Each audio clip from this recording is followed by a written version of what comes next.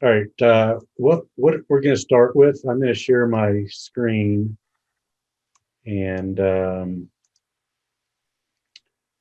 going to look at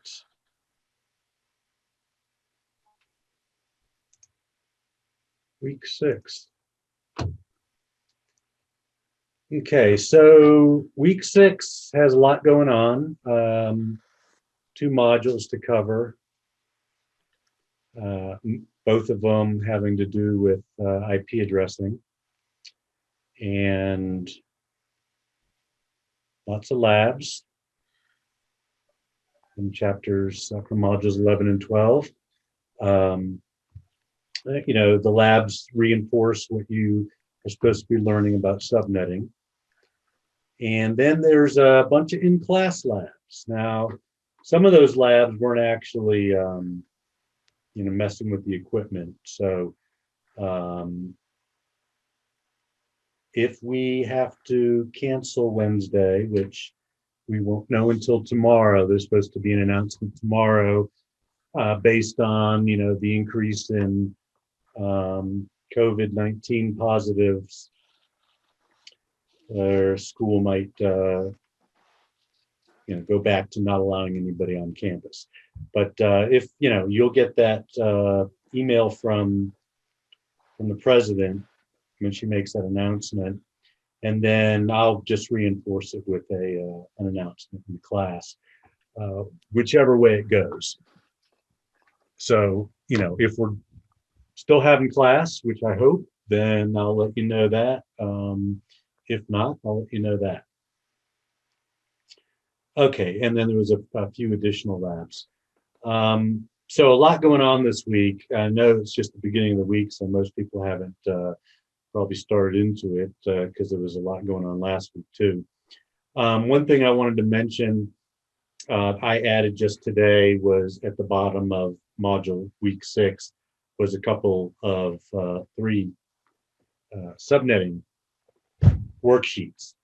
And so that, those worksheets, if we have time, I'm actually going to start going over one of them. But if you can do those worksheets, you're pretty good with subnetting. The only thing that they don't cover is variable length subnet masking. And don't think I'm going to get into that tonight. But since it is new, unless, someone, well, it's new as far as a discussion goes. You may have figured it out on your own, or you might figure it out on your own. It's not really any different than subnetting. It's just that you're starting from a different place instead of starting from a /8/16/24. You're basically taking those and dividing them up into multiple levels of subnetting. Anyway, what I'll do about variable length subnet masking, VLSM, is if we still have class on Wednesday, I'll go over it in class on the whiteboard. If we don't, then I'll probably schedule another Zoom session just to make sure that everybody has a handle on it. Okay, and none of these worksheets have any variable length subnet masking problems in them. So, and usually I don't like to just throw a problem out there until we've discussed it first, but one way or another, I'll throw up a problem or two for VLSM as well as these standard subnetting worksheets. All right, what I'm going to do is I'm going to bring up the curriculum.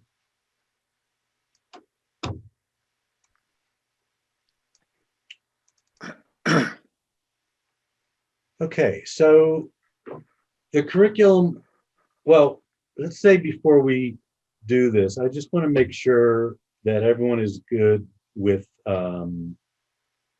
binary to decimal and decimal to binary conversions.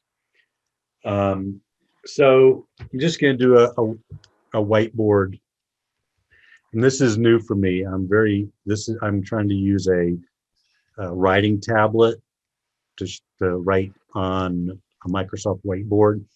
And it's not exactly second nature to me. So it's going to be very sloppy, but hopefully readable.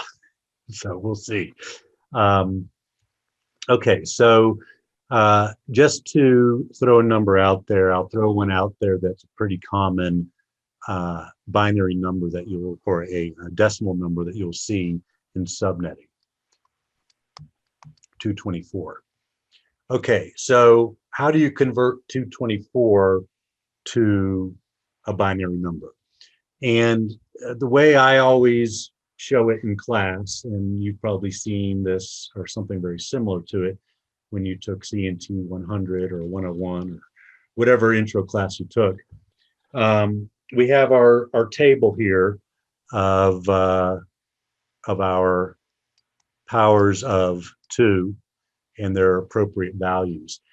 So this represents an octet, 8 bits. And that's, even though there's going to be some problems where you have to work with more than 8 bits, most of the work that we do regarding subnetting is within an octet. And if you need to convert bigger numbers than 0 to 255, then you just extend this table off to the left. 2 to the 8th is 256, 2 to the 9th is 512, and so forth. So if you can do it for these 8 bits, you can do it for, you know, as many bits as you possibly need to by extending the table. So 224, if we need to convert that to binary, hold on a second. What we're going to do, the way that I'm going to show it here is a series of successive, somebody just enter, yeah, a series of successive attractions. And so what we do is we have this number 224, and we start at the left of our table because we're going to, you know, for the most part, we're going to deal with full 8-bit octets.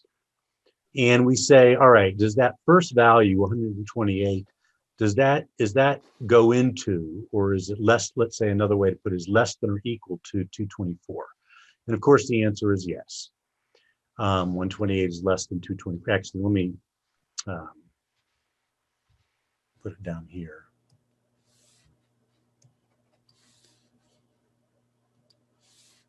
So we start, our starting value is 224. And we say, does 128, is it less than or equal to 224? The answer is yes. So that's a 1 bit. And then we put the value of that 1 bit down here and we subtract it from 224. And what we're going to get is 96. Okay, so now we have 96 left. And now we take the next bit over. Does 64 go into, or is it less than or equal to 96? And of course, the answer is yes. And we subtract 64 from that 96. And now we have 32. And we do it again. Is 32 less than or equal? Well, it's equal to, so we put a 1 bit. And we subtract that. And now we have 0. Once you get to 0, it means you're done, and you just fill in any remaining bit slots with zeros. And there's your conversion of 224 to binary. And to check your work is you just add up all the columns that have 1s in them and make sure that they equal the number that you are converting. 128 plus 64 is 192. 192 plus 32 is 224. And so they add up. All right. So that's how you do any value that you want to convert, any value that's 255 or less that you want to convert to binary. And things are slow. Oh, must be because it's zooming. That wasn't this slow when I was messing around with this earlier. Okay, so let's just take another number, and this time it'll be just a random value. Let's say, let's make it 199. All right, and so just so that we know that everyone knows that you can do it. So can anyone quickly give me what the binary of 199 is? I'll give you a second to do the math. And I just did it in my head here, so I think I know what the answer is. So anyone have a quick, what are the 8 bits that make up 199?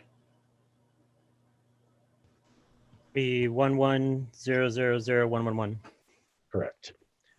Okay, so let's just verify that, but that sounded good. So 120, let's put our number down here that we're working with. 128 is less than or equal, so we subtract it, and we get 71. Okay, 64 is less than or equal to 71, so we put a 1 bit there, subtract it, and we get 7. Well, 32 is not less than or equal, 16 is not less than or equal, 8 is not less than or equal, but 4 is. All right, and now we've got 3 to work with. 2 is less than or equal to 3, and 1 is less than or equal to 1. And now we've got our 0, no more bits to fill out, and that's our answer, 11000111.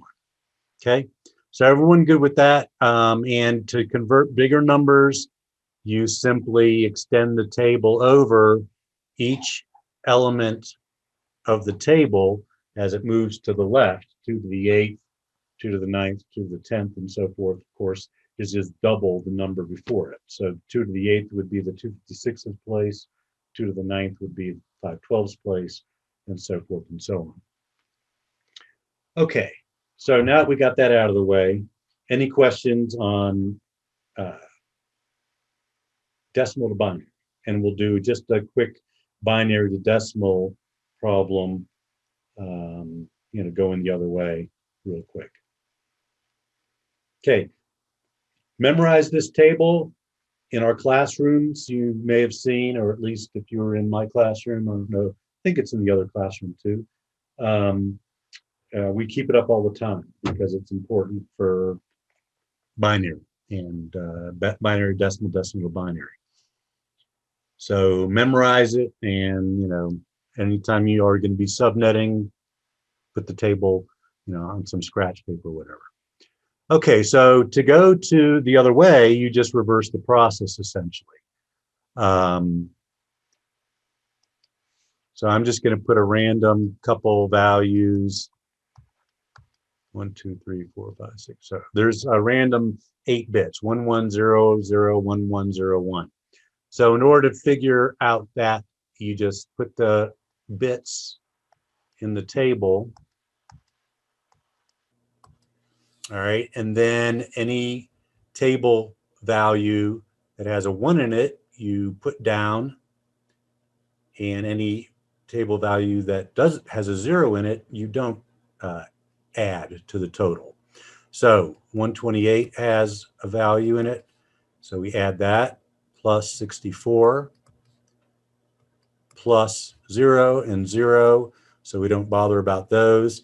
The 8 has a 1 value in it. The 4 has a 1 value in it. No 1 value there, and the 1 here. And I'll just put the zeros here just to be complete. Okay, so then we just add up all of the columns that have a 1 in them. 128 plus 64 is 192. What do I do here? Plus 8 is 200. Plus 4 is 204. Plus 1 is 205. All right, so 11001101 is equal to 205. And if you have you could probably bring up a web page that has a decimal or a binary to decimal calculator and verify that, then I'm pretty sure that's right. Oops. I meant to use the eraser here.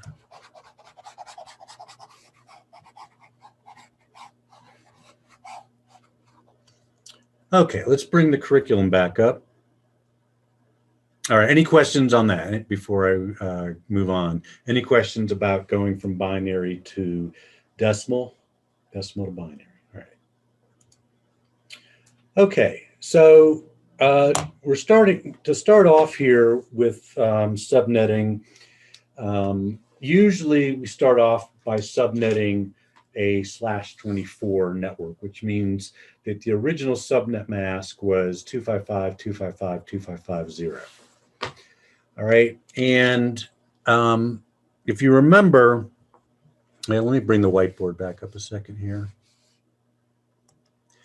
When you're subnetting, you're essentially your subnet mask that have 1 bits in them represents bits that are part of the network ID, and the 0 bits of the subnet mask represent the bits that are part of the host ID.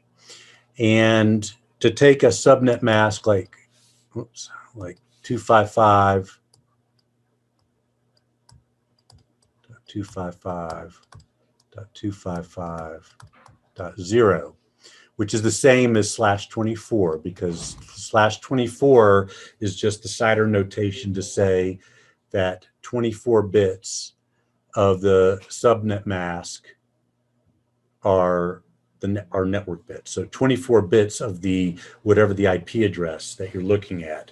The first 24 bits are the network ID, and the last 8 bits, which are the 0 bits, is the host ID.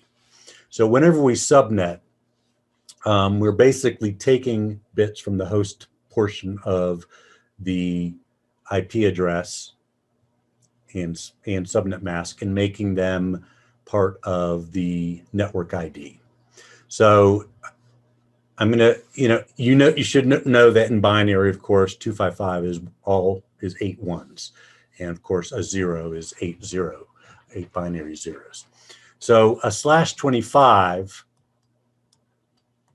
as the curriculum showed, would mean that there's 255, 255, 255, and then the last octet has 1 binary 1.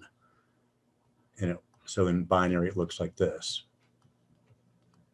which if you plug this 1000000 into our table, you get, of course, just 128.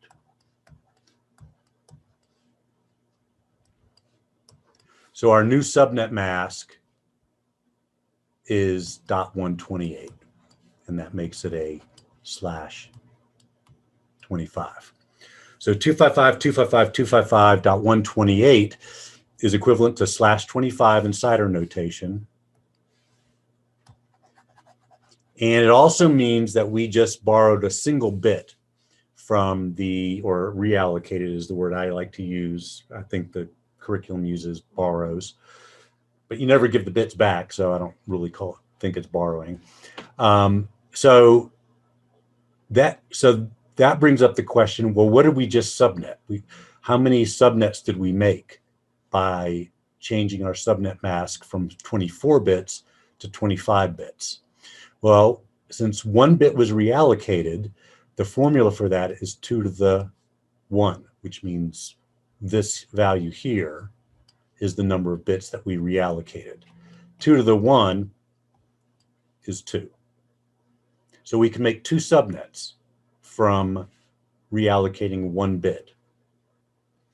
All right, so let's see what those subnets are so we get a feel for this. Let's say our starting network ID was 192.168.1.0, and the original was a /24, and now we just changed it, borrowed a bit, or reallocated a bit, and now it's a /25. So that means that the first 25 bits of this network ID are, or of this IP address, are network ID. and the last 25 and the last 7 bits are host ID.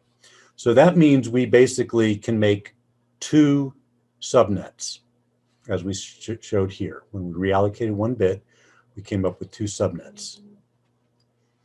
Okay, so what are those subnets? Well, the first subnet that you make when you are starting with a either a .8 or a /16 or a /24 is always the 0 subnet. So the 2 subnets we're going to make are 192.168.1.0. And then you essentially take that address space that normally goes from 0 to 255, right? Because normally a /24 has addresses 0 to 255. And you now essentially cut that in half. And the second half of your address space becomes your second subnet. So your second subnet is 192.168.1.128. Okay, so there's our 2 subnets that we got by borrowing 1 or reallocating 1 bit. And our host bits are the last 7 bits. Remember, so this first bit is a network bit, and the last 7 bits, 2, 3, are host bits. 1, 2, 3, 4, 5, 6, 7. So with 7 host bits, that's, let's say these 7 bits here, these are our host bits, okay? Because this bit here, the very left-hand bit, is our network bit.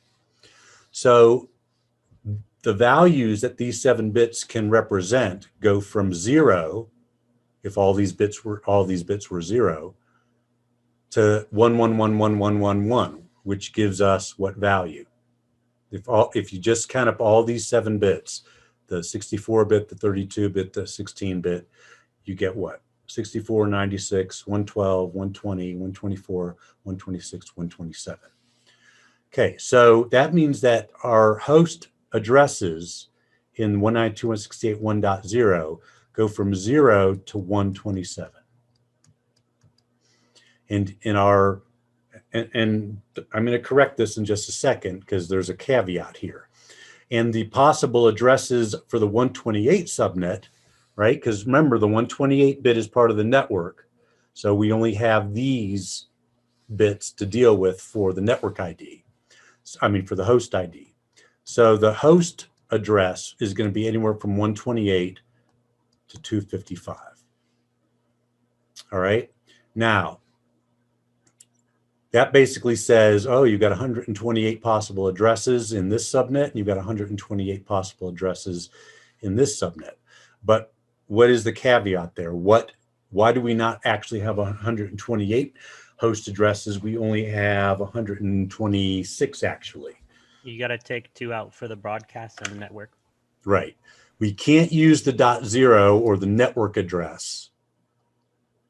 And of course, this is the network address for this subnet, 128. We can't use that. And we can't use the broadcast, which is the all ones, where all host bits are set to 1, which would be the 127. So instead, we get 1 to 126. Okay, because we can't use the 0 address where all the host bits are 0, and we can't use the 127 address where all the host bits are binary 1. So we can use 1 through 126, and same thing for here. We can use 129 to 254. Okay, because 255 would be the broadcast. All right, does that make sense?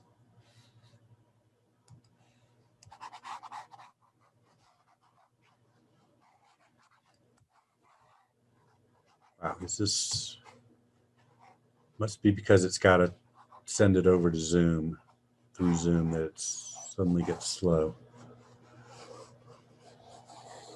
All right. So let's bring up that curriculum again.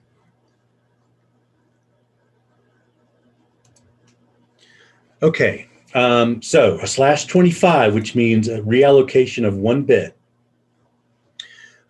giving you a subnet mask of 255.255.255.128, gives you 2 subnets and 126 hosts. The next is to reallocate 2 bits. And if you reallocate 2 bits, that means the first 2 bits of that last octet, these 2 here, go back to these 2 here, are part of the network ID. And if you plug this 1 into our table, you'll get 128 and 64, which is where that 192 comes from. And since we reallocated 2 bits, 2 squared is 4. The formula for the hosts is 2 to the number of bits left, the number of host bits, in this case, those 6 bits there, 2 to the 6th, but which would be 64, but we have to subtract 2, which is the subnet ID and the broadcast address. And that's where we get our 62. All right, reallocate 3 bits. That's these 3 bits here. And if you put those in our table, you get 224. And that's 3 bits, that's 2 cubed. And we have 5 bits left. That's 2 to the 5th minus 2 equals 30. And so on, all the way down. Now, the most bits that you can reallocate is where you have 2 host bits left. Okay. You go any farther than that, and what happens? If you let's say pick a /31, which would mean just 1 host bit, well, 2 to the 1 minus 2 equal 2 to the 1 is 2, minus 2 equals 0. So if you reallocated bits so that you had a /31, leaving only 1 host bit left, you would have 0 hosts possible in that subnet, which is silly and not valid. You couldn't assign an IP address to anything, including router addresses or anything else, if you reallocated all but 1 bit. So the biggest subnet mask you can have is always going to be a /30. And there is a use for /30 where there's only 2 hosts in the network, and that's where you've got a WAN. When you have a WAN, there's only a router on one side and a router interface on the other side. That's only 2 addresses, and there's no hosts on a WAN network. So having 2 host addresses is perfectly fine when you're talking about a WAN. And that's what most WANs do, is they just have a /30 to 2 possible host addresses. Okay, so this video, probably a good thing to watch this video. I'm not going to watch it because you can watch it on your own. And now this talks about the magic number. I highly recommend that. The magic number comes into play, and I'll probably do an example using that quote magic number. But you want to watch that so that you've understood thoroughly what it means. You know, it's a pretty long video, 15 minutes, so pretty thorough. Okay, so next we're going to look at a subnetting. Why am I not?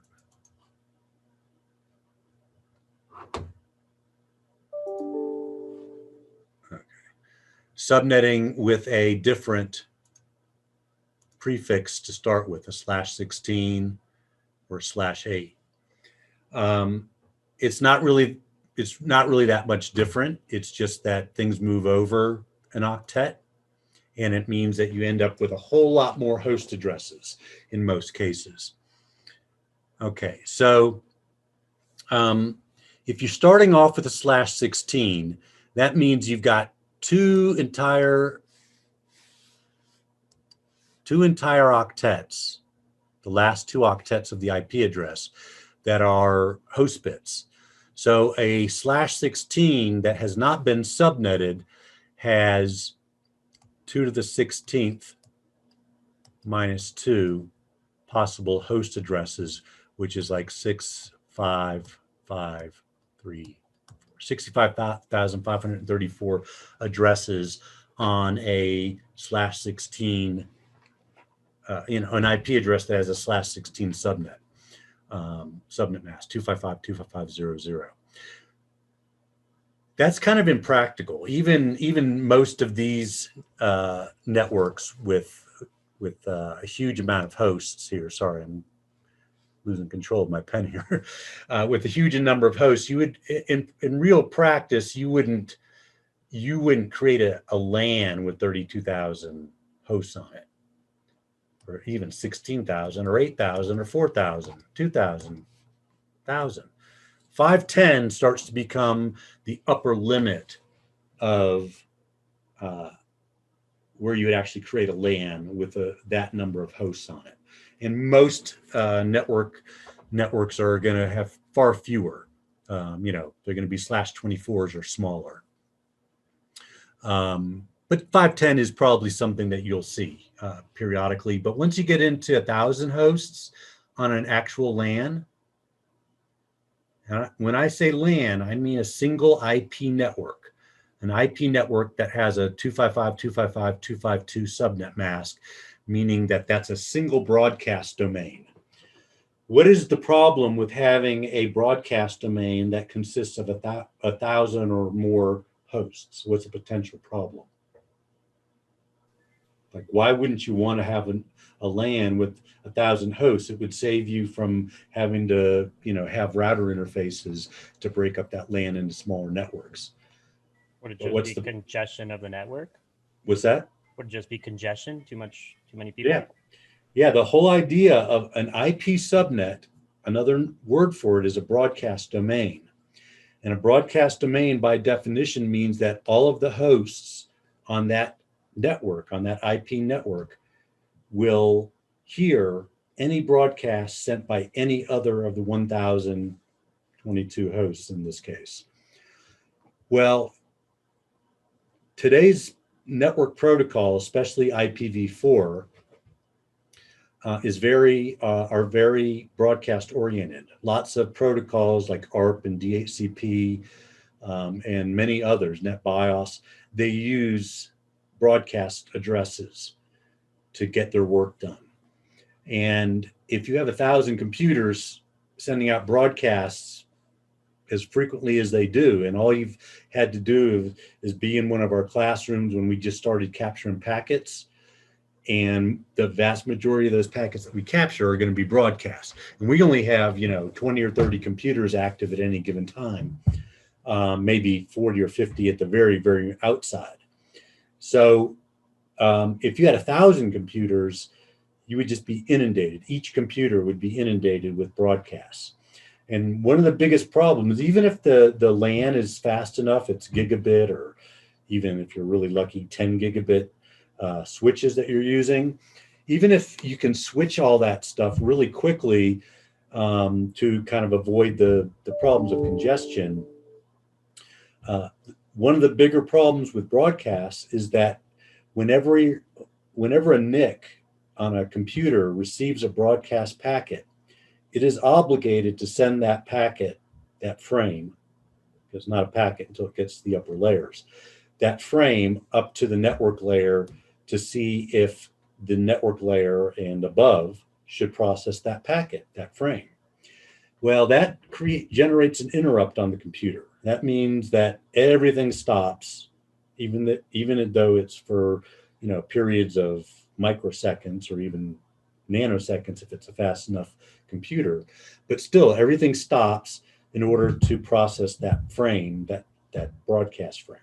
You get enough of those, and your computers are just going to be doing nothing but handling broadcasts and not actually dealing with real traffic that's intended for it. So that's one of the prime reasons that you subnet.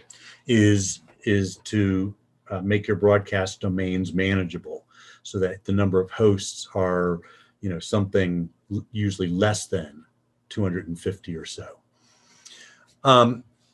So the thing is, though, ISPs, or even my department, was given a /16 address by the IT department. And so we have a /16. Now we haven't subnetted it, but we probably will pretty soon, because we want to create some security boundaries, which is another reason to subnet. You subnet to make your broadcast domains smaller, to create security boundaries, and those are the two main reasons. There maybe another reason is just to let me think if there's any other good reasons. Those are probably the two best reasons. I think that the curriculum adds another reason about segmenting people that are in similar departments or something like that. But that usually comes down to security as well. Same thing with, like, you might want to segment for mobile devices. So your mobile devices, all your Wi-Fi devices in an organization, you might throw them on their own subnet. But that, again, that's primarily for security reasons. You don't want devices that you can't control, smartphones and tablets and whatnot, having access to the rest of your network. So again, it usually comes down to security and broadcast containment. Okay, so another thing is an ISP, or, like I said, a department within a larger organization, might be given a subnetted address, like a /16 or /18 or /20 or something like that. So an ISP, let's say if a big company they're going to need 4,000 public addresses. So an ISP might give them a /20, some IP address with a /20 subnet mask.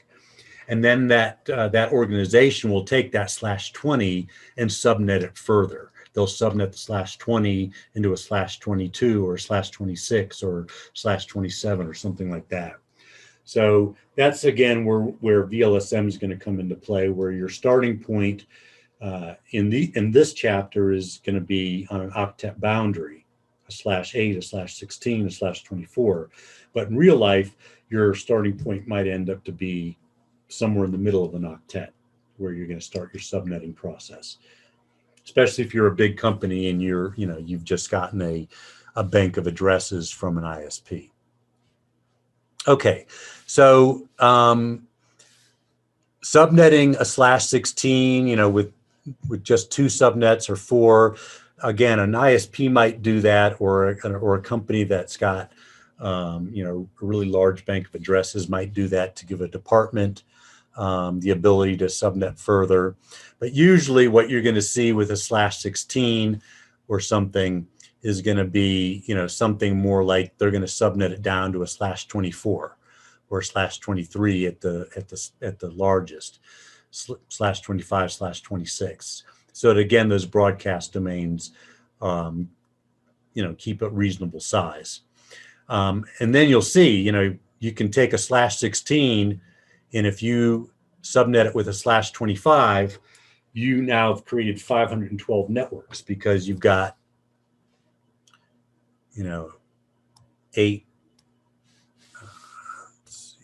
8 bits here and 1 bit there that are all going to be part of the subnet ID. And then you've got 7 host addresses to have a reasonable 126 hosts per network. All right, so that's, once you figure out usually the beginning of the problem subnetting is going to be, what's my starting point, /what, how many bits are in the original subnet mask, and how many networks do I need in order to accomplish whatever it is I need to accomplish. So let's take a look at a problem or two. Let's see.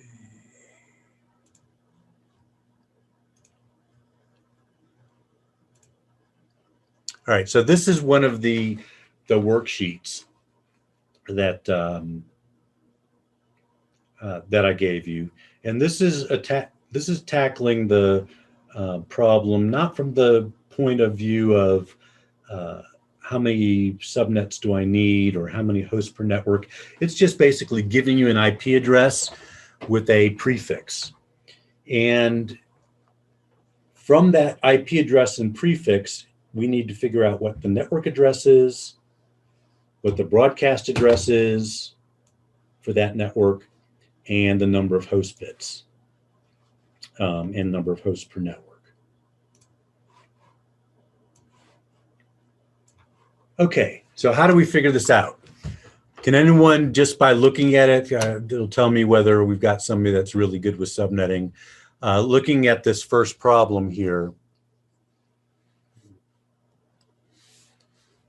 /28. Can anyone, just by looking at, tell me what the network address is for that particular IP address? Because this is just a random IP address in a particular network with a /28 prefix. Would it be 172.49.332? Exactly. Very good. And how did you figure that out? I just looked at the 28. I can see it's in the 16's place in the fourth octet. I divided 36 by 16, which gave me, it goes in 2 times, and then I just multiplied 16 times 2. Okay, good. Okay, so that's a perfectly good way to figure it out, and that's using kind of the magic number that one video is going to talk about. Well, let's do it kind of methodically here, but it's good that you can do it in your head, because that's, you do enough of these problems, and that's what the goal is, to be able to do it in your head. So a /28 means that, let's take a look at what it does mean. 255, 255, 255. Okay, so that's a /24, and a /28 means 4 more bits are part of the network ID. All right, so first thing we want to do, and you don't actually have to do this to solve this problem, but it's kind of nice to be able to say, well, what's our subnet mask? So since we've got 4 bits in this last octet that are part of the network ID, that means we just add up these 4 bit places: 128, 192, 224, 240. So that's our subnet mask. And that's another part of a problem that might be that you'll get similar to this. Besides figuring out the network address and the broadcast and all that, one of the things that a question might ask you is also, what's the dotted decimal subnet mask? And it would be 255, 255, 255, 240. Okay, 8, 16, 24 bits, and then the last 4 bits is this 240. Okay, so here's where the magic number comes in. In order to figure out which network this 36 is in, we want to find out, given this prefix, what is the number by which our subnets are counting by. In other words, our subnets usually count by a power of 2. They're going to be multiples of 2 or 4 or 8 or 16 or 32 or whatever. So the first subnet might be 172.49.3.0. The next one will be 172.49.3.16, and so forth. So, and to find out what the what that multiplication factor is, you just look at this rightmost bit of the subnet mask. That's the way you always figure out how we are counting up our subnet values. So the rightmost bit of the subnet mask is the 16 bit. So that means our subnets are counting by 16s. And that means that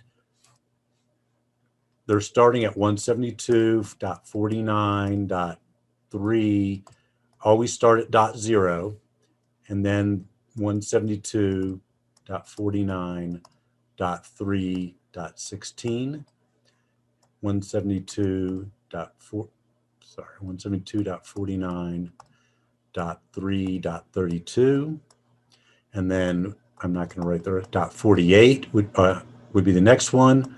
.64 would be the next one, and so on. So we would count by 16s to get our subnets all the way up until we get to the last one, which will always be the same value as the rightmost part of the subnet mask, in this case 240. So we'd have subnets .0, .16, .32, .48. Now, how do we figure out which subnet, let me erase my doodling there, which subnet the 3.36 is part of? We do just like was said. Let me see. Is that Ryan that said that, or Chris? Chris, was that you that said that? Jesse? who gave me the .32 as the network ID? Was that you, Jesse? Yeah. Okay. Yeah, yeah. All right. So you just look at the networks that you could create with that .240, the .0, 16, 32, and you find which one that IP address is in between. 36 is in between the 32 and the 48. So you just go back to the 32. So the 36 address is part of the .32 network. So the network address is 172.49.3.32. Okay, now, if I were to do the absolute, let's say, long way or official way to do this, I would do it by ANDing my subnet mask with my IP address. Because when you AND the subnet mask with the IP address, you always end up getting the network ID.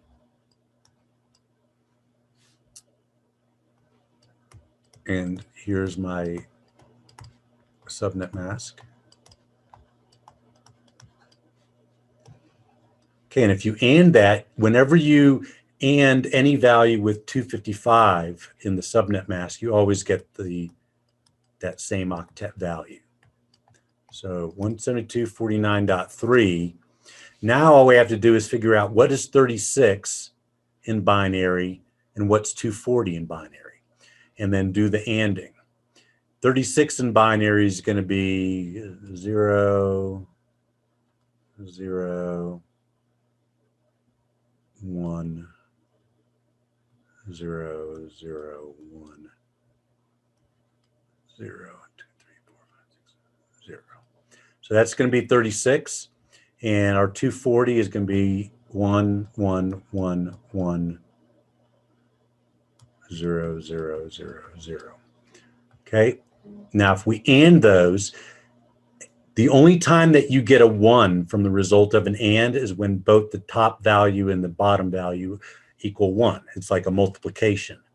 So 0, 0, 1, 0, 0, 0, 0, 0.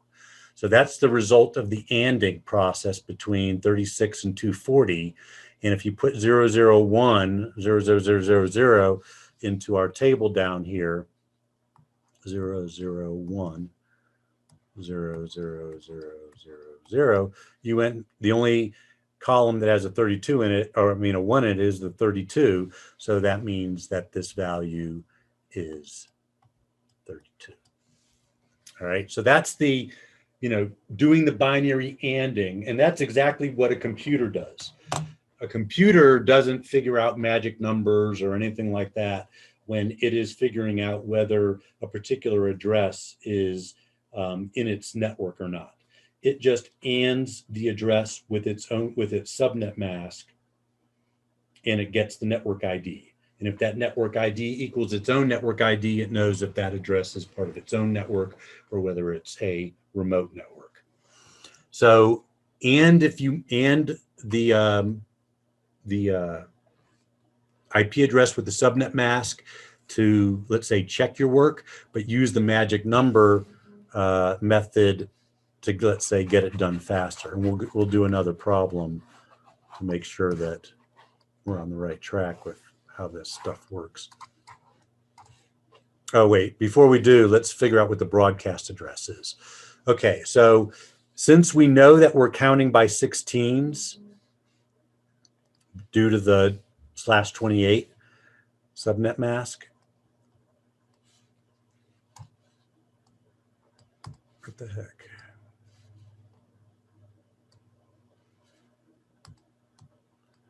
Oh, great, suddenly I lost my ability to write. Let me try something.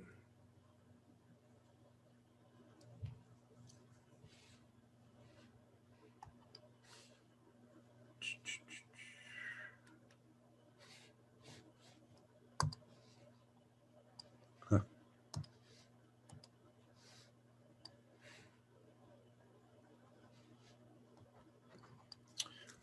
Yeah, that's the way it always works, right?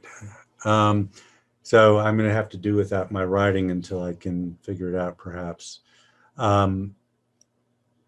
Okay, so since we know that the rightmost bit of our subnet mask is in the 16 column here, then let me just see if I can do it with a mouse.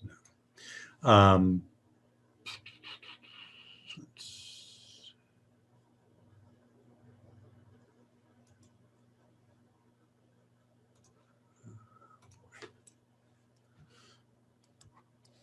All right, and so it's stuck in eraser mode apparently.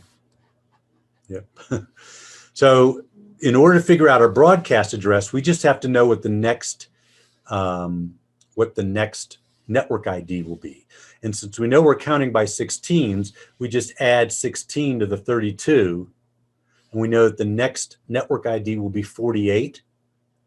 So once you have the next network ID, you just subtract 1, and that's your broadcast address for the previous network. So our broadcast address will be .47, 172.49.3.47.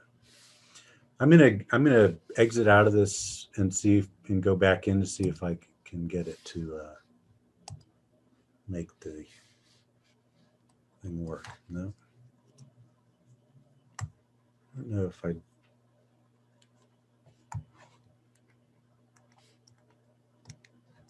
There we go. Okay. So the broadcast address is just going to be the next network ID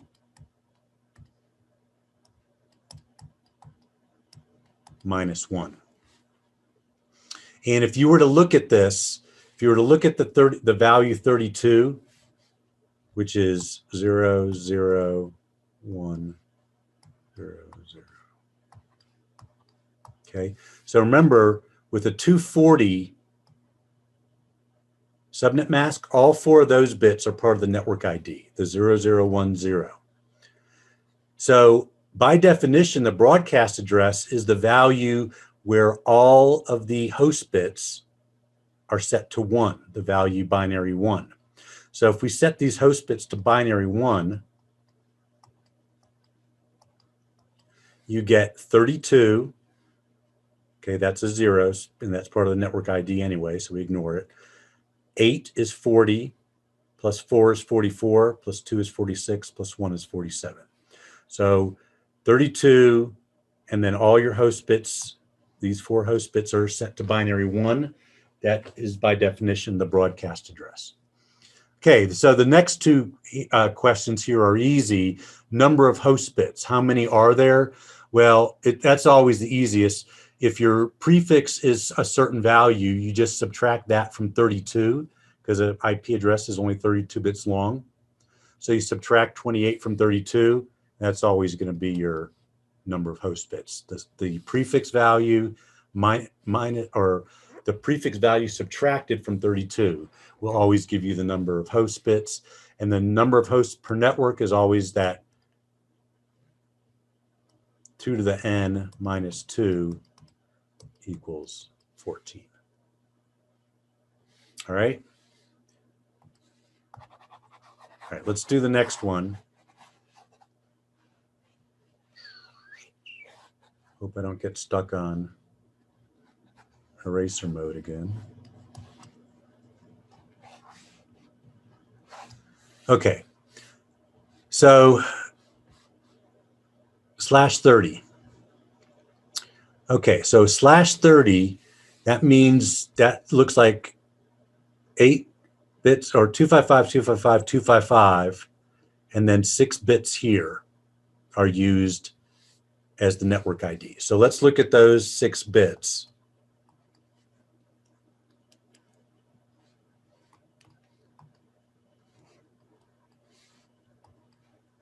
Two, three, four, 5, 6. So that's what a /30 looks like. 255, 255, 255 dot whatever this adds up to. And what this adds up to is 128, 192, 224, 240, 248, 252. No, wait. What did I do? 128, 192, 224, 240, 248, 252, 250, 252, right? Because that's a 0. So the subnet mask will look like 255, 255, 255, 252. I'll just put it up here for reference.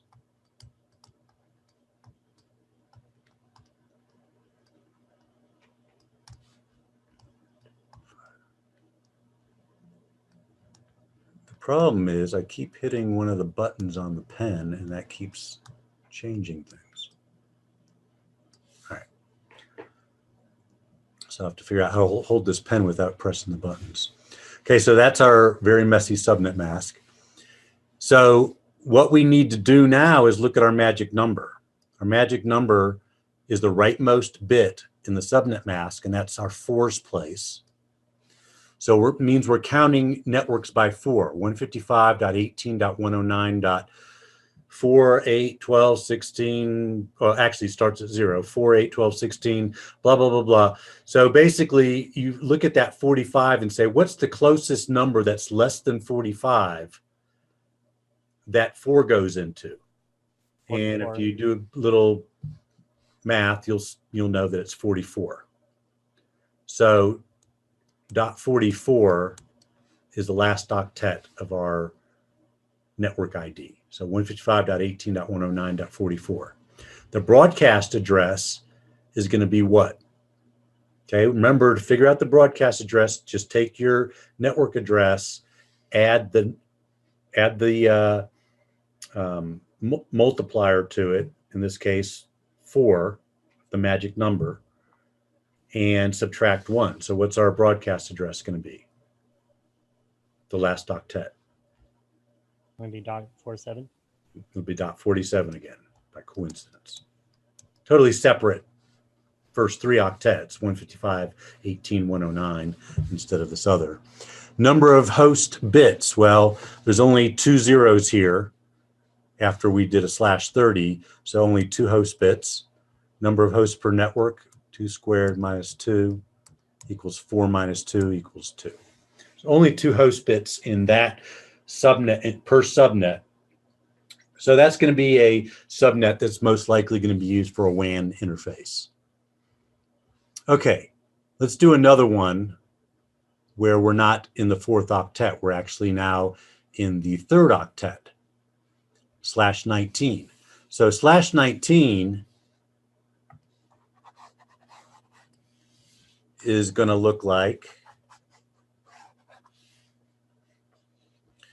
okay, 255, and let me write it up here.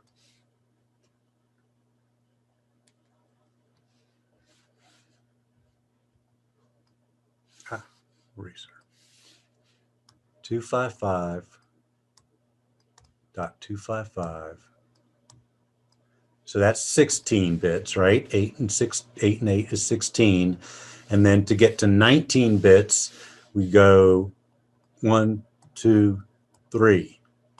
So that's what our third octet looks like. And then our fourth octet is going to be all zeros. So the value of our third octet is whatever this 111 adds up to, which is going to be, anyone shout it out? 224. Correct. .0. So that's what our subnet mask looks like. 255.255.224.0. Okay, now the only thing special about this compared to these other examples is that we're working the third octet instead of the fourth. That means that there's a lot of host bits. That's all it really means. So first off, let's figure out our network address. We know that we're counting by 32s in the third octet. The third octet is this one, .67. Let me erase, a little easier to see here. We're looking at the third octet. Sorry. So since we're counting by 32s, what multiple of 32 is 67 greater than? 64. But yeah.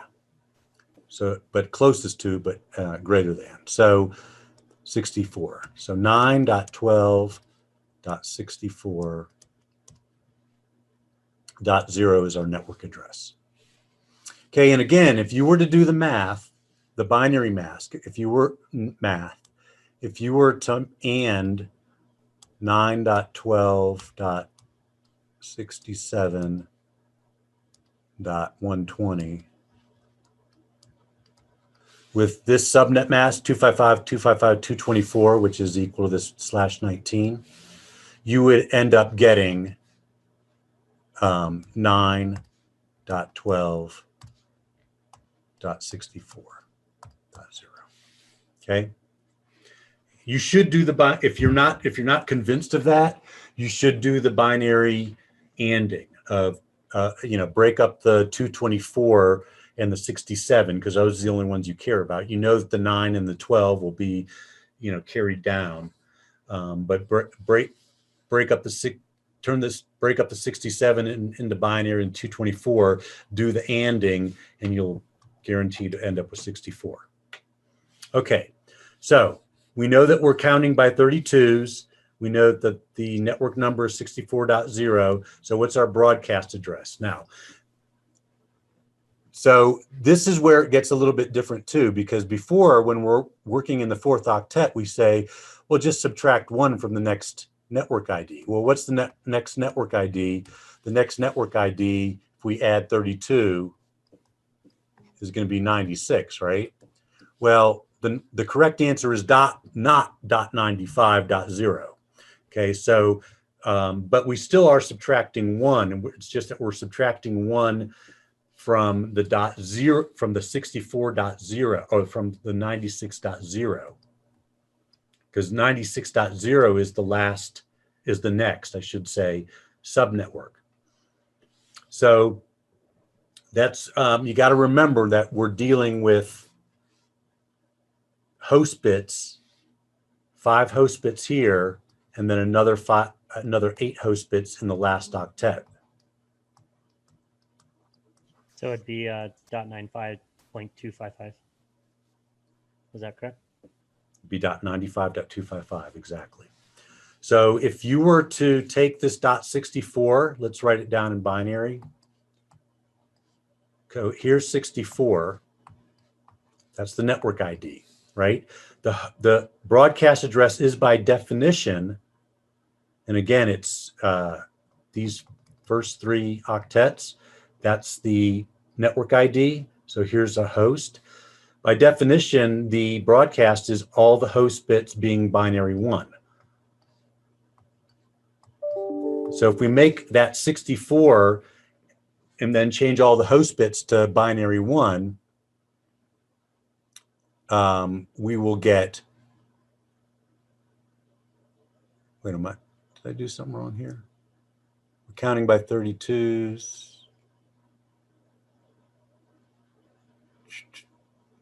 No, Oh yeah, that's right. So 64 plus 16, 80 is 80, 88, 92, 94, 95. All right, 95 in the third octet, and then all of these host bits in the fourth octet are binary 1 to make it a broadcast. So that ends up to be 95.255.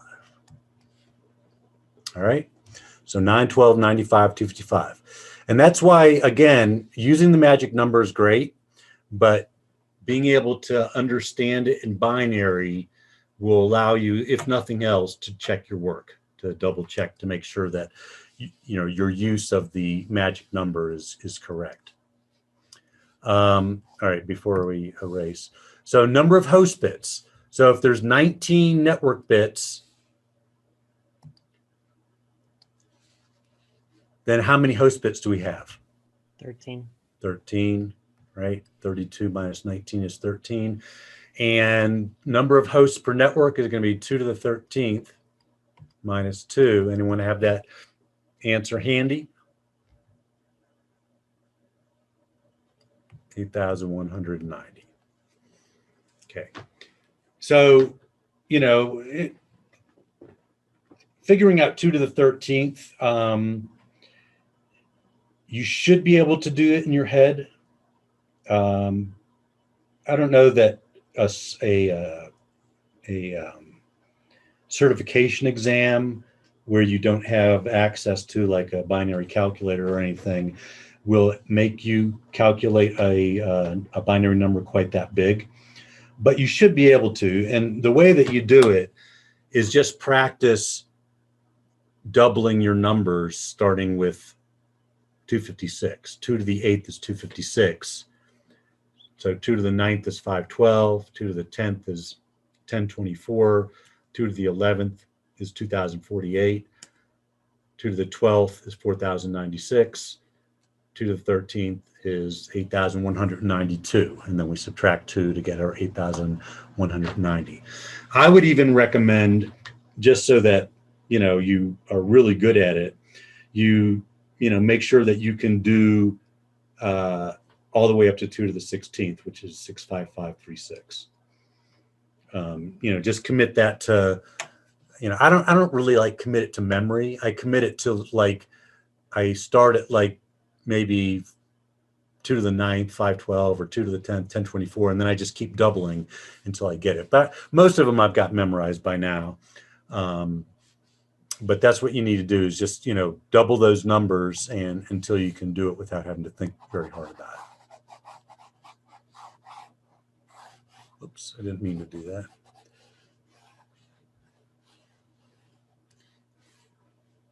Okay, let's do one more. Let's do the harder one here. Let's do the /23.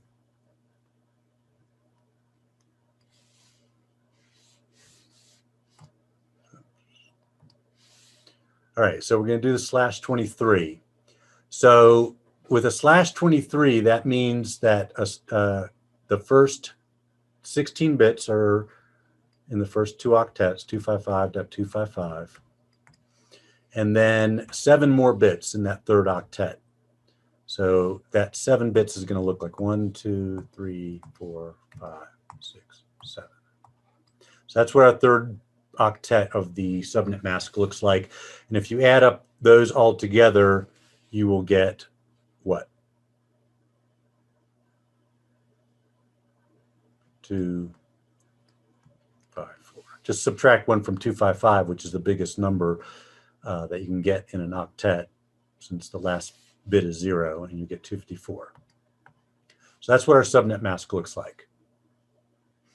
All right, now we have to, and we're working in the third octet here.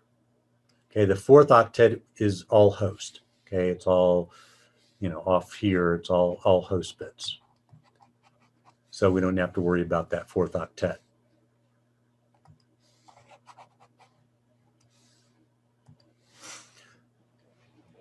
Okay, so now what we need to do is figure out what the network ID is. Well, with the 254 subnet mask, our magic number here is the 2's place. So we're just our network is in multiples of 2. So that pretty much tells you that 14 is a multiple of 2. So that's the network ID. Whoops, in that octet, 107.14.0.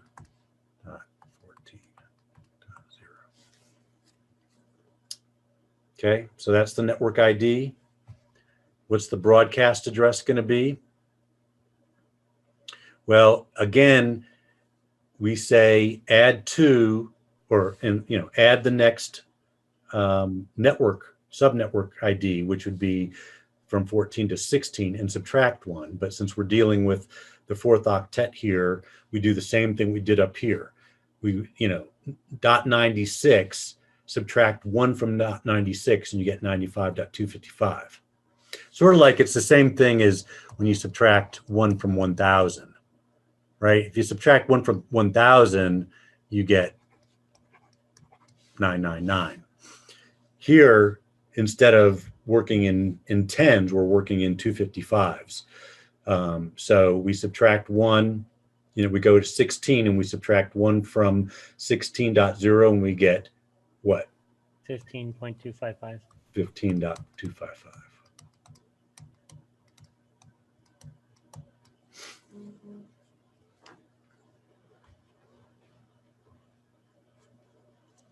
Okay, number of host bits. We had a subnet mask of, or a prefix of 23. So how many host bits? 9. And then number of hosts per network, 2 to the 8th is 256. 2 to the 9th is 512 minus 2 gives us 510. So that would be your 2 to the 9th minus 2. All right. So how does that look as far as being able to do problems like this? I really wish I would have learned this magic number thing a little bit earlier. It would have made the earlier subnetting that I was doing a lot easier. Well, the thing is the magic number is really nice. It makes it much faster. And sometimes we like to have, when we have more time to do this, we like to see if at least some of the students can sort of come up with it on their own. And so we focus on the binary part, which is important that you understand the binary math behind all of this. But I don't really have time to do, I do usually many more problems on the board and show examples that make that magic number kind of pop out a little bit more plainly without actually pointing it out until a little bit later. But the magic number does help with figuring things out. Once you know the magic number, then you can, figure out all the subnets in a particular that a particular subnet mask creates. Let's just actually do a problem like that. And I guess one more question here, just so I can fully wrap my head around this. On these sort of questions, how many networks are we actually making there? Is there some sort of simple equation to figure out that? Okay, so since this problem doesn't specify what the original subnet mask is, then there's no way to know how many subnets were created, because you don't always get, a lot of people might assume that a 172.49.3.36, because it's a class B network, that it started off as a /16, and then you added, you reallocated 12 bits to get a /28. So you had 2 to the 12th, which is 4,000 subnets, 4,000 some subnets. But that's really not the purpose of these problems. There's other problems that we're going to look at where figuring out how many subnets are created or coming up with a subnet mask for a particular number of subnets. And we'll do another problem like that in just a second. But matter of fact, let me see. Let me bring up one of the other worksheets. or let me bring up that same worksheet with the next problem, because it does just what you're asking about. Whoops.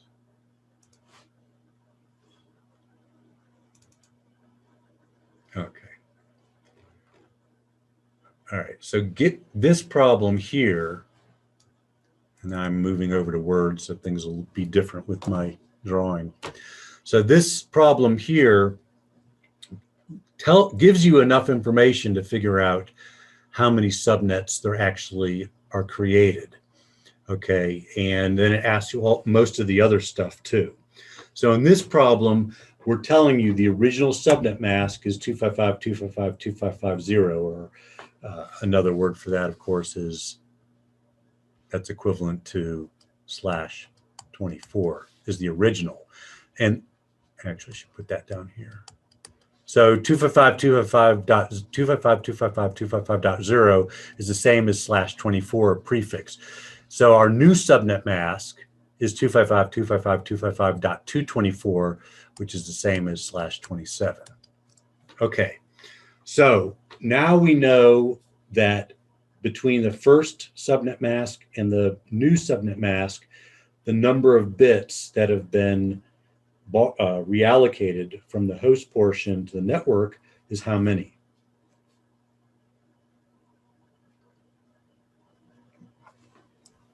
From the host to the network, you said? 3. Yeah. We start off a /24. Now we have a /27. So we essentially have reallocated 3 bits. So that tells us that we're going to have 8 subnets. So number of subnet bits is the difference between our original subnet mask prefix and our new prefix. So that's going to be 3. The number of subnets created is our 2 cubed, 2 to the 3rd. So 2 to this value here. It's going to be 8. So let me just put that down here. Number of host bits per subnet. Well, if our /27 is our prefix, then how many host bits do we have?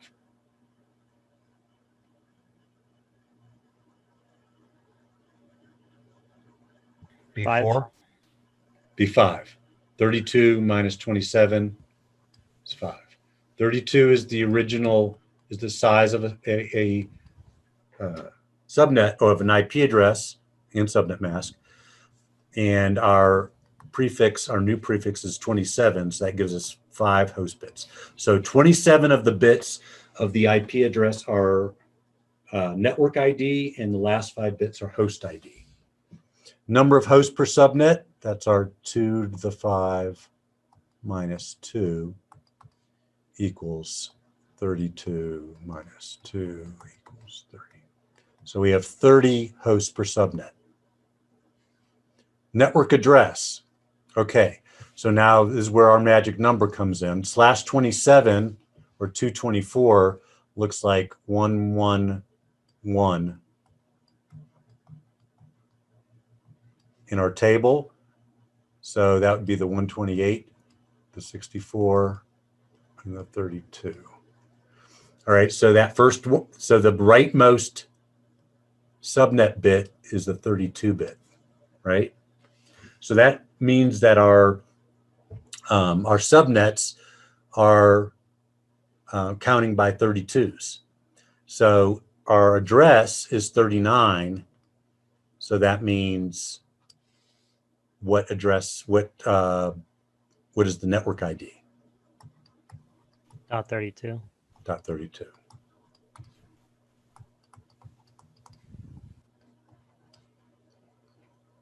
Okay. IP address of the first host address. So if our network ID is 32, you always just add 1 to get the first host address. So .33. So 192.168.44.33 is the first one. Oh, doesn't want it all in one line. And then the last host address on this subnet. So to figure out the last host, all we really need to do is figure out the next network ID,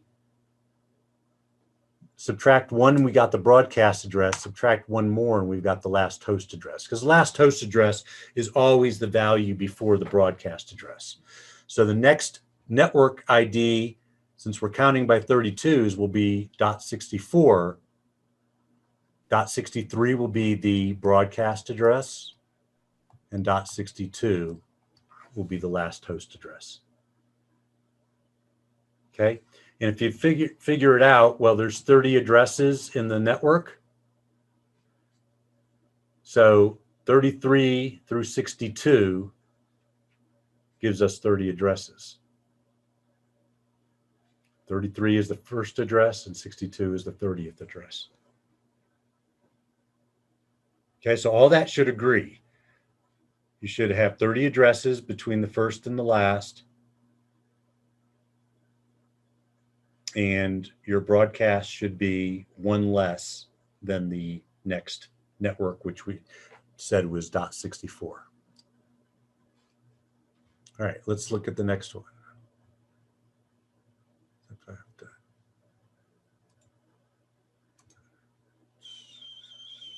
The way I can do.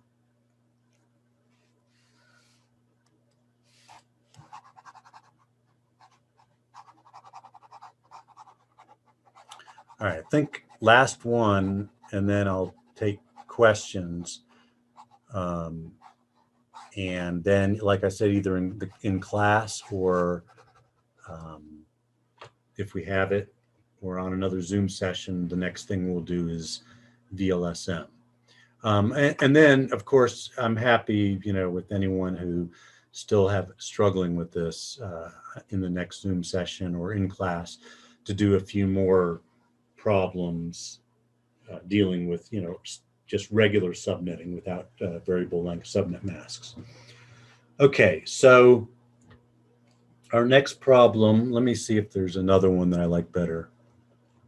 Nope, that was it. Okay, so our next one is we're starting with 255.0.0.0, and our new subnet mask is 255.255.192. So first thing we need to figure out is how many bits did we reallocate? Well, we know that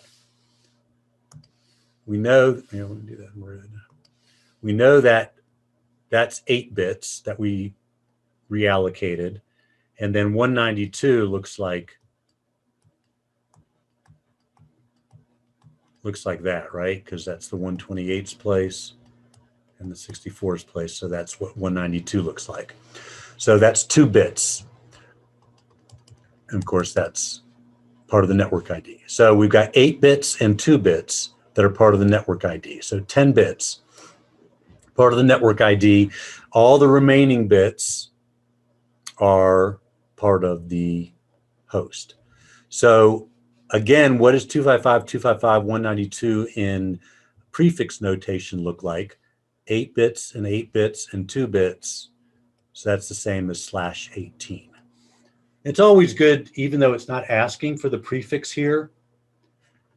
And again, the prefix for 255.0.0.0 is just /8. It's good to write them down because some of the math comes easier with the prefix than just looking at the prefixes than looking at the subnet masks. So we start with a /8, and now we have a /18. So that means we know that we reallocated 10 bits. So how many subnet bits? 10. Okay, and that's the difference between this prefix and this prefix, or this subnet mask of 8 bits and this one of 18 bits. Number of subnets created. Well, that's 2 to the 10th, which is what? 1024. Good. Number of hosts per subnet. So how many host bits do we have left after our /18 prefix? 14. Number of hosts per subnet. So that's going to be 2 to the 14th minus 2 equals, what's that, can be 16,384 minus 2, I think. So 16,382, I think. If I'm off on that, someone speak up. But it's correct. That's right, yeah, because 2 to the 13th was 8,192. So, okay, so network address. Okay, well, to get the network address, again, let's look at this subnet mask. And our rightmost bit is this bit here, which is the 64-bit. So we know that our subnets are counting by 64s. So 10, 18, and in the third octet, right? Because we know that's part of the host. So we kind of ignore that 50 there when figuring out what subnet, what the network address is. We're only concerned about counting by 64s in this third octet because that's where the subnet mask stops. So 10, 18, 199. So 64, 128, 192. And the next one would be 250. Actually, there is no next one. 192 is the last one. So since we reallocated 8 bits and then 2 bits from this third octet, then really all we need to do, since we're counting by ones in this octet, since the 1 bit is part of the network ID, 10.18 is the network ID for the first 2 octets, and then this third octet is the 0, 64, 128, 192. So 199 is more than 192, so our network ID will be 1018 or 10.18.192.0. Okay. IPv4 address of first host. Okay, so the first host 10.18.192. What's the first host address going to be? If this is our network ID. 10.18.192.1. .1, right? When you're dealing with the subnet ID being in the third octet, and you want to find out your first host address, you just find out your network address first, and then the fourth octet, the very first, the 1 bit being set, the very first host address is just adding 1 to this entire 10.18.192. The last address, so what would our next octet, our next subnet be? Well, in this particular case, since we're counting by 64s, the next network would be .256, right? 192 plus 64 is 256. Well, that's basically, we've come to the end of the road, right? There is no more subnets. So when there's no more subnets to count, then you know that your last host address is just the last possible host address in that subnet, that whole 10.18 network, minus, the last the broadcast address minus 1. So it would be 10.18, 255, 254. Because essentially that 192, the next subnet, if it were possible, would be .256. Subtract 1 from that and you get 255.254. And our broadcast becomes dot 255.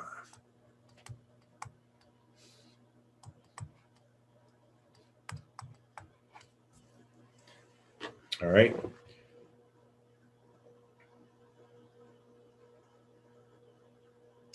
Okay. Was there anything else in the chapters And I know you may not have gotten through them yet because this is the first day of the week, really. So, if you did get through them, or if you have questions about anything we did so far tonight, just fire away.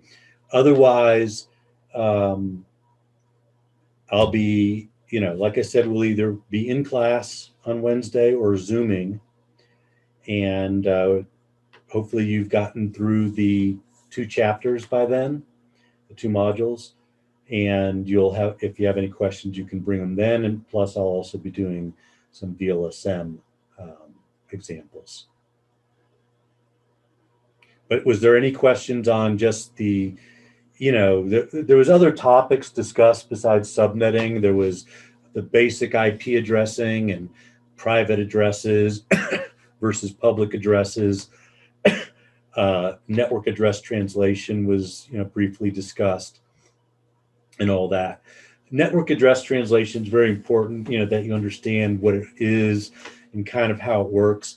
But we won't actually be getting into configuring that on routers, and we will be configuring it on routers, but not until I think the second class. Can't remember where they pushed it in this version, but I'm pretty sure it's the second class, worst case third class, where you start configuring network address translation. But any other general questions about IP addressing or about the subnetting that we did tonight? And, like I said, I apologize if it's, faster than you would like. It's probably, in normal times, I'd usually spend a couple of class periods on it. But since we do, have what I think is a pretty good prerequisite, and subnetting should be reasonably well emphasized, at least basic subnetting should be. I know VLSM is not. Then hopefully you had the basics coming in, especially, we usually start with just binary to decimal and decimal to binary and all that, but I only went over that real quickly as a refresher. Hopefully that you remember that from previous classes. If not, it's in there. I think actually you did number system conversions in an earlier chapter. So if that was something that you were still struggling with, you need to go back into that original chapter. If we're still allowed to have students come in, after tomorrow's announcement, then, we may have, Brenda and I have talking about some open lab days where people that need extra help on any of this can come in on days that aren't normal, classroom days or normal Zoom meeting days. But I don't know if we'll be able to do that yet or not. We'll have to see. Okay, what I recommend you do is look at those subnetting worksheets that I posted in the week 6 module. And we did most of week of subnetting 1, the first one. Let me bring it into view here. So we did most of this one, except for a couple of the problems. And then there's these 2. These are kind of more like word problems instead of in table form. So those, there's just a different way to do most of the same things that we just did. But there's a few things that might be, challenging. So at least try to go over those before Wednesday, so that if you have questions on any specific problems, you can either bring it to class or bring it to the next Zoom session. And then I will be posting the solutions files for all 3 of those, probably towards the end of the week. But I want you to try, to do them yourself without the solutions as best you can. At least put some effort into it. And then I'll post the solution so that you can check your work, or, hopefully some of it we can go over on Wednesday. All right. Any more questions then? I have a question, but it's not on this topic. So Okay, fire I don't away. know if it has to be during the recording or if you're still recording, you probably should end it. Well, is it regarding the curriculum? It doesn't relate to subnetting at all. But it relates to something else in the curriculum? Yeah, it relates to the last skills assignment. Oh, okay. Well, go ahead. I'll leave it on in case maybe Okay. someone else has questions. Yeah, the one thing that I just couldn't figure out, and it seems like such an easy thing, is I couldn't.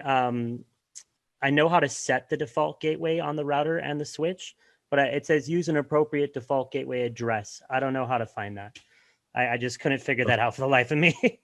Now, was the router in the picture? Was the router in the topology? Yeah, the router's in the topology. Yes. Okay, so let me bring up, and then I'll reshare my screen. Okay, so this was the configuration, right? Correct. So for switch 0, let's look at switch 0's configuration. Let me make this a little bigger.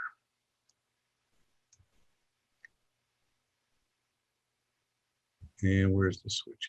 Okay, router configuration. All right. So configure the router on FA00. So let's see. Let me make a connection so we know which is FA00.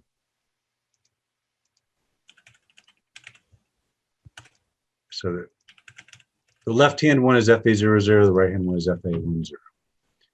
Okay, so configure the interface with the last host address. So 192.168.10.0 is the network. So last host address on that network is what? The 254. 254. So you would configure FA00, which is this interface right here on router 0 with 192.168.10.254. Well, when you're configuring switch 0 with a default gateway, you want to use the address of this interface, right? Because that's the only way for switch 0 to get out of the network is to go through the router on that interface. So whatever address router 0's FA00 has, that's what switch 0's default gateway should be. Same thing with PC 0. It should have the same default gateway as switch 0, which will be router 0's FA00 interface. And for these two guys, their default gateway is going to be the address of FA10, which will be 192.168.20.254. Okay. So why is the default gateway hold on, the last host address, configure the router with the last. Okay, so it's just the default gateway. Whenever you configure a default gateway for any device, it's always going to be whatever router is in that network, its interface that it has a connection to. Switch 0 can only, to get to other networks, which is the purpose of the default gateway, switch 0 and PC 0 can only go through router 0's interface right here. All packets have to go in there and then out there, because these are the only two networks that they can get to in this particular network. So switch 0's default gateway has to be this guy. Switch 1's default gateway has to be the address of this FA10. now.